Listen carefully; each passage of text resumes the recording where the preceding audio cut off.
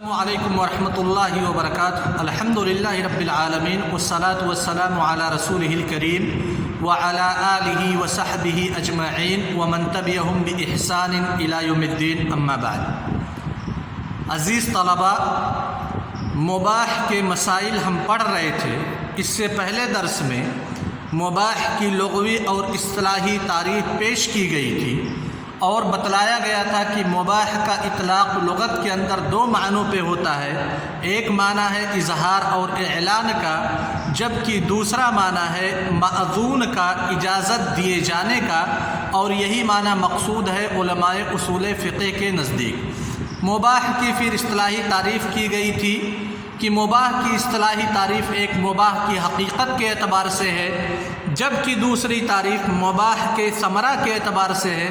حقیقت کے اعتبار سے جو تعریف کی گئی ہے اس میں کہا گیا ہے کہ شریعت نے جس کے کرنے یا نہ کرنے کی مکلفین کو اجازت دے دی ہو، چاہے آپ کیجئے چاہے نہ کیجئے، شریعت دونوں طرف آپ کو اجازت دیتی ہے، لیکن یہ اجازت مطلقاً دی گئی ہو، ایسا نہ ہو کہ اس کا کوئی بدل تیار کیا گیا ہو۔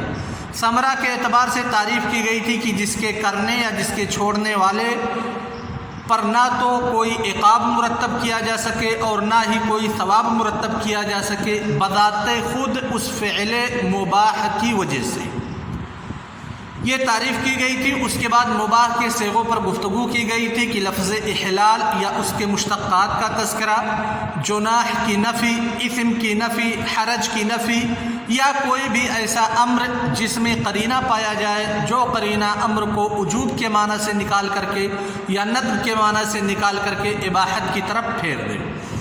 آج جو مسئلہ ہمارے سامنے ہے وہ مسئلہ ہے حکم الاشیاء المنتفع بها قبل ورود الشرع، یعنی شریعت کے نازل ہونے سے پہلے ایسی چیزیں جو لوگوں کے لیے فائدہ مند تھیں، جو لوگوں کے لیے نفع بخش تھیں، ان چیزوں کا حکم کیا ہوگا؟ کیا وہ چیزیں حرام ہوگی؟ کیا ان چیزوں کا استعمال ایک آدمی کر سکتا ہے یا نہیں کر سکتا ہے؟ کیا کرے گا؟ غور کیجئے گا اس مسئلے میں علماء کرام نے جو مسئلہ ذکر کیا ہے، شریعت کے نازل ہونے سے پہلے، شریعت کے نازل ہونے کے بعد شریعت نے ہر ایک کا قاعدہ بتلا دیا ہے کہ آپ کو کیا کرنا ہے کیا نہیں کرنا ہے، جو نیچے 1 2 اور پھر الف با جیم ڈال کر کے لکھے ہوئے ہیں۔ تو مسئلہ جو ہم لوگوں کا چل رہا ہے وہ شریعت کے نازل ہونے سے پہلے ان چیزوں کا حکم کیا ہوگا جو لوگوں کے لیے نفع بخش ہے۔ علماء کرام کے 3 اقوال کی طرف اشارہ کیا گیا ہے۔ سب سے پہلا قول ہے کہ شریعت کے نازل ہونے سے پہلے جو چیزیں انسانوں کے لیے نفع بخش تھیں ان میں اصل اباحت ہے، یعنی وہ ساری کی ساری چیزیں مباح ہیں۔ ایک آدمی چاہے تو اس نفع بخش چیز سے فائدہ اٹھا سکتا ہے، چاہے تو اس نفع بخش چیز کو چھوڑ سکتا ہے، یعنی کوئی حرج کی بات نہیں ہے۔ اور یہی جمہور علماء کرام کا قول ہے۔ ان کے بہت سارے ادلہ ہیں کہ اللہ تبارک و تعالیٰ نے خود قرآن کریم میں، رسول صلی اللہ علیہ وسلم نے احادیث نبویہ میں، احادیث صحیحہ میں اس بات کی صراحت کی ہے کہ ساری چیزیں اللہ تعالیٰ کی ملکیت ہیں، لیکن انسان کو اللہ تبارک و تعالیٰ نے تصرف کرنے کا اختیار دیا ہے۔ اور بہت سارے ادلہ ہیں، اس کے بہت سارے نصوص ذکر کیے گئے ہیں۔ اسی کے بالمقابل دوسرا قول ہے کہ شریعت کے نازل ہونے سے پہلے جو چیزیں انسان کے لیے نفع بخش تھیں ان چیزوں کا اصل حکم یہ ہے کہ وہ حرام ہے انسان کے لیے، یعنی اس میں تصرف، اس کے استعمال یا عدم استعمال انسان کر ہی نہیں سکتا۔ پہلا قول یہ تھا کہ وہ چیزیں مباح ہیں، انسان چاہے تو استعمال کرے چاہے تو استعمال نہ کرے۔ دوسرا قول یہ ہے کہ نہیں، وہ چیزیں حرام ہیں، انسان استعمال نہیں کر سکتا۔ ان لوگوں کی دلیل کیا ہے؟ یہ لوگ کہتے ہیں کہ ساری کی ساری ملکیت اللہ تبارک و تعالیٰ کی ہے۔ زمین آسمان اور زمین و آسمان کے اندر جو چیزیں پائی جاتی ہیں سب پہ ملکیت کا اختیار اللہ تبارک و تعالیٰ کو ہے۔ لہذا جب ساری چیزیں اللہ تعالیٰ کی ملکیت میں ہیں تو ہم اللہ تعالیٰ کی ملکیت میں اس کی اجازت کے بغیر تصرف نہیں کر سکتے۔ جیسے ایک انسان ہے، ایک انسان کی ملکیت میں کوئی چیز ہے، پراپرٹی ہے اس کے پاس پیسہ ہے، مثال کے طور پہ 100 روپیہ، کیا ہم اس انسان کی اجازت کے بغیر اس کے 100 روپیہ کو لے سکتے ہیں، یا 100 روپے میں سے 10 روپے کو لے سکتے ہیں؟ ہرگز نہیں لے سکتے۔ ویسے ساری چیزیں اللہ تعالیٰ کی ملکیت میں ہیں، لہذا جب اللہ تعالیٰ کی ملکیت میں ہے اور اللہ تعالیٰ نے اجازت نہیں دی کیونکہ ابھی شریعت کو نازل نہیں کیا ہے، تو پھر کیسے ہم اس میں تصرف کر سکتے ہیں؟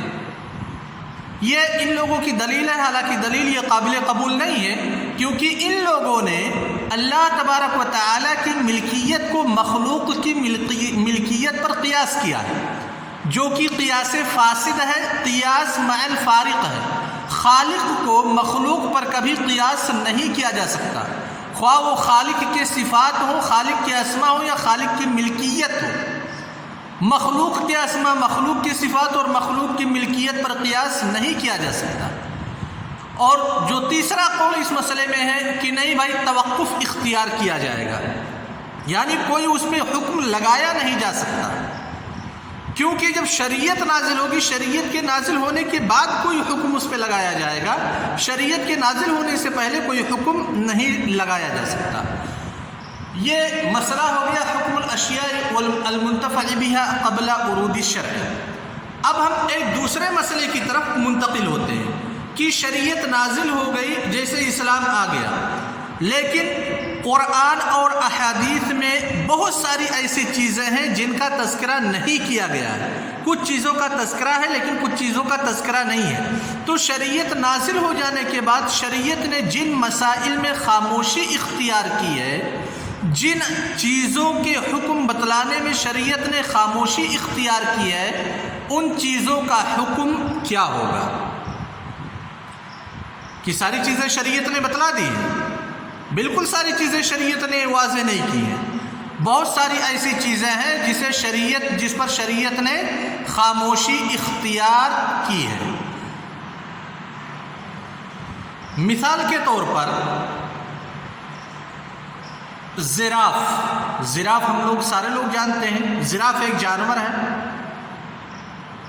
کیا زراف کو کھایا جا سکتا ہے یا نہیں کھایا جا سکتا؟ زراف کا تذکرہ کہیں شریعت کے اندر آیا ہے؟ شریعت نے انہی چیزوں کا تذکرہ کیا ہے جو چیزیں شریعت کے مخاطبین جانتے تھے۔ ایسی چیزوں کا تذکرہ نہیں کیا جو چیزیں شریعت کے مخاطبین سے مجہول ہوں، کیونکہ مخاطب جب کوئی مجہول چیز اس کے سامنے پیش کی جائے گی تو مخاطب اس کو سمجھ نہیں سکتا ہے۔ اسی لیے جن اشیاء کا تذکرہ کیا گیا وہ چیزیں تھیں جو اہل عرب جانتے تھے، جن کو دیکھتے تھے، جیسے غنم کا تذکرہ آیا، بکری کا تذکرہ، اونٹ کا تذکرہ، ہاتھی کا تذکرہ، گھوڑے کا تذکرہ، گدھے کا تذکرہ، ان ساری چیزوں کا تذکرہ آیا۔ اب جو جنگلوں میں پائے جاتے ہیں، افریقہ کے جنگل میں زراف، اس کا تذکرہ نہیں آیا۔ تو کیا زراف کو ہم کھا سکتے یا نہیں کھا سکتے؟ کیونکہ شریعت نے اس پہ خاموشی اختیار کی ہے۔ تو عزیز طلبہ، شریعت نے جن چیزوں میں خاموشی اختیار کی ہے، سکوت اختیار کیا ہے، وہ بہت ساری چیزیں ہیں، ان کی بہت ساری کیٹیگریز ہیں۔ سب سے پہلا نمبر 1، الاصل فی العبادات۔ جن چیزوں سے شریعت نے خاموشی اختیار کی ہے، ان چیزوں کا تعلق اگر عبادات سے، یعنی انسان کے اور اس کے رب کے مابین کا وہ معاملہ ہے۔ عبادت ہم جانتے ہیں کہ عبادت کس کو کہتے ہیں۔ اگر وہ عبادت شریعت کے اندر مذکور نہیں ہے تو پھر اس عبادت کا حکم کیا ہوگا، اس پہ ہم گفتگو کر رہے ہیں۔ کوئی بھی عبادت جو انسان اور اس کے رب کے مابین متعلق ہو، اگر اس عبادت کا تذکرہ شریعت کے اندر نہیں آیا تو اصل یہ ہے کہ وہ عبادت ہمارے اوپر جائز نہیں ہے، ہم اس عبادت کو نہیں کر سکتے، ہمارے اوپر اس عبادت کا کرنا حرام ہے۔ کیوں؟ کیونکہ الاصل فی العبادات التوقیف، جو بھی ہم عبادت کریں گے اس عبادت کے لیے اس عبادت کا ثبوت ہونا شریعت سے ضروری ہے۔ کوئی بھی ایسی عبادت جو شریعت سے ثابت نہیں ہے وہ عبادت ہم نہیں کر سکتے۔ اگر وہ عبادت کریں گے تو احداث فی الدین ہوگا، یعنی دین کے اندر بدعت کو ایجاد کرنا ہوگا۔ سمجھ رہے ہیں نا شباب؟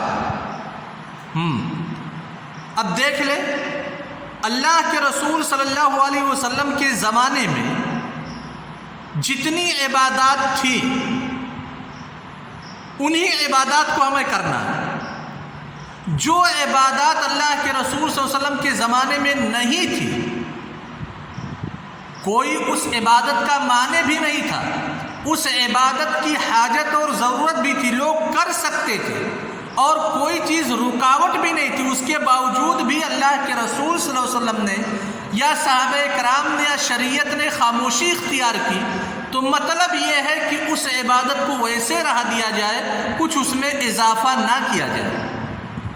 مثال کے طور پر عید میلاد النبی، عید میلاد النبی کا منانا، عید میلاد النبی کو اگر ہم عبادت تصور کرتے ہیں،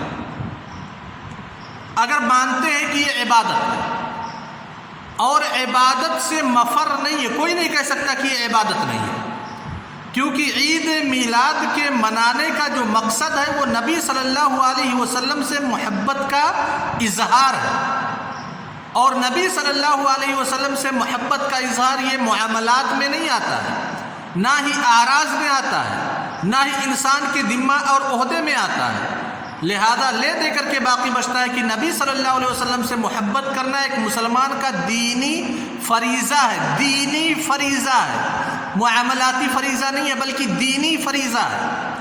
لہذا عید میلاد منانے کا حکم کیا ہے؟ شریعت نے عید میلاد کا تذکرہ کہیں پہ نہیں کیا۔ کیا اللہ کے رسول صلی اللہ علیہ وسلم عید میلاد منا سکتے تھے کہ نہیں منا سکتے تھے؟ بالکل منا سکتے تھے۔ صحابہ کرام منا سکتے تھے یا نہیں؟ بالکل منا سکتے تھے۔ اس کے باوجود شریعت نے عید میلاد پر خاموشی اختیار کی، تو کیا ہم عید میلاد منا سکتے ہیں یا نہیں منا سکتے؟ نہیں منا سکتے۔ کیوں نہیں منا سکتے؟ کیونکہ عید میلاد ایک عبادت ہے اور عبادت میں اصل توقیف ہے۔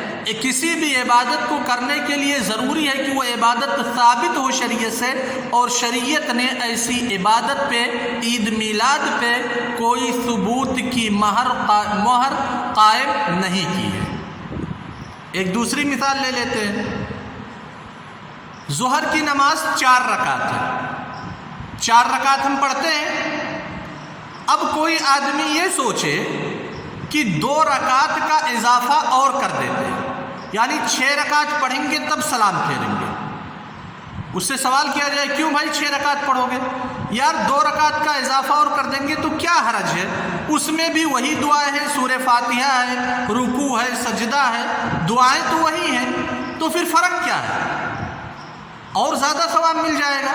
تم کو 4 رکعت پڑھنے کا ثواب ملے گا، ہمیں 6 رکعت پڑھنے کا ثواب ملے گا۔